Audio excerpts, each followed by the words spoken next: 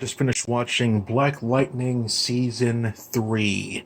I know Season 4 is going to be coming up in the fall, so here we go. This is going to be a spoiler review of it. It was really, really good, by the way. Um, Overall, the season was really good. I'm not I have a lot of complaints in there. There was one issue in one episode directed by a certain someone. She never directed again because it was really lazy. Directing is everything you see and hear in the episodes, so it's all on the director. And I made sure that she never directs again, and she never did. So I was enjoying every episode. Essentially, there was one part in one episode of all the episodes that was like, that's bullshit. Everything else is fine, but like that was bullshit. Essentially, Lynn, Black Lightning's wife, Pierce's wife, she was so adamant about getting her stuff, or like her stuff, her bag or whatever, getting out of the laboratory when she was in a hurry, and she was like, "I need to get my stuff right now." She got her stuff, she put it in her bag, and then she went into the forest or whatever, and for some reason she dropped it literally like a foot before her escape route, her escape van vehicle. I'm like, of all times to do that, she had no reason to. She wasn't being chased by anybody. There's no snags or whatever in the tree branches. She just happened to drop it. Very lazy. Everything else is cool, but just that part. I wish I could say like the best parts. Okay, the best new stuff. The new. I forget about Brandon. They got those super long hair. Like I liked his introduction. I knew it was going to be important when I saw him. You just know when they cast for somebody, like you just know it's going to be important. The Geo guy, the Terramancer, if you will. I like this character. Like this character. Like his acting is very good stuff there. His motivations were very like over the top because he wanted to kill Dr. Jace so badly, and like he didn't know about revenge, what it does to you. That was really good stuff there. Um, a lot of Jen this episode. Like Jen was very very popular last season with the directors and writers and stuff like that.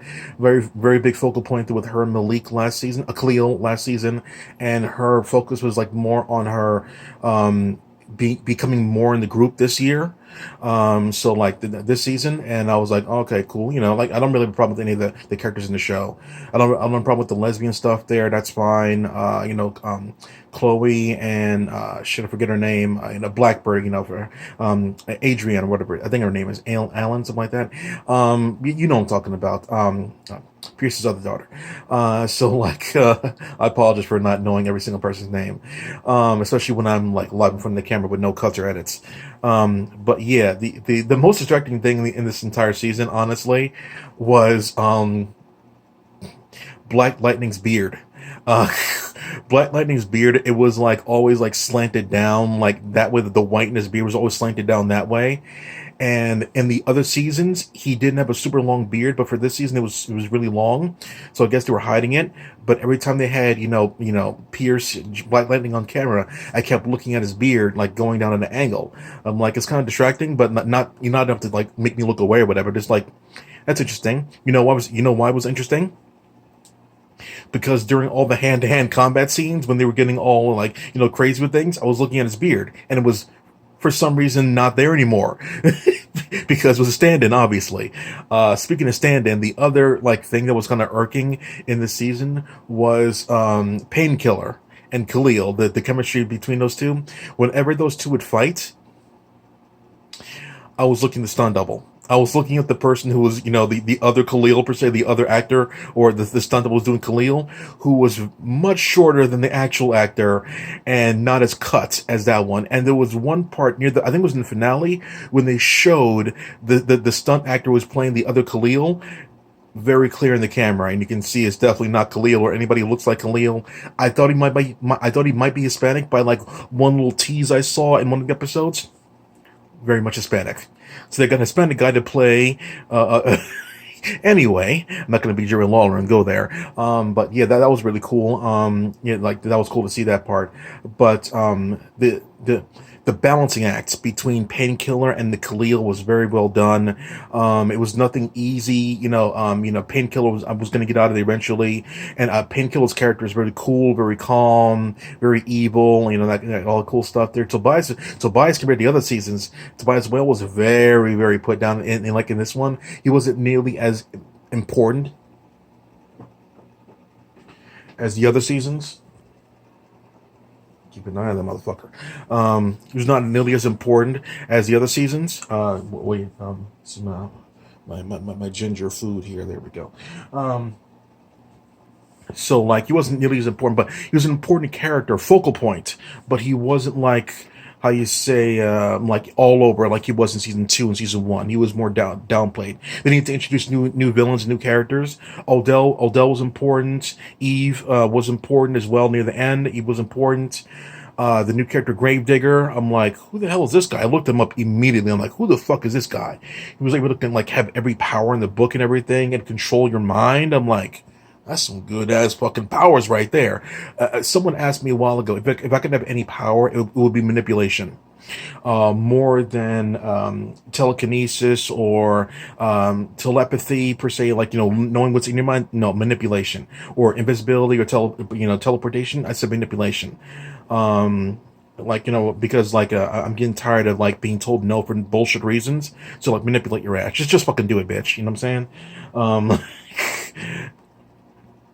So like that very cool character. I like how they tricked him and everything like that there, and they got around his things there. I was very interested to know how they're going to get around someone who was basically undefeated.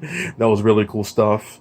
Gravedigger character played by Wayne Brady, very well done by him. I liked his very, very cool evilness, very suave, quoting out, black leaders and how much the white man betrayed him and shit like that. And I was like, damn, I'm into this fucking show. Woo. So like, Jen was cool with all her stuff going on inside of her head, her different sides to Jen, and then the other girl had problems with Chloe at home, the shapeshifter girl, Chloe. There was a lot of drama in the season, a lot of drama, and with all the characters of the family, all of them had a lot of drama as well. I liked how when Lynn broke Tobias out of the prison finally, the ASA prison, she knew that he couldn't be trusted, so she injected herself with some powers so he couldn't use his on her. That was very cool, very smart.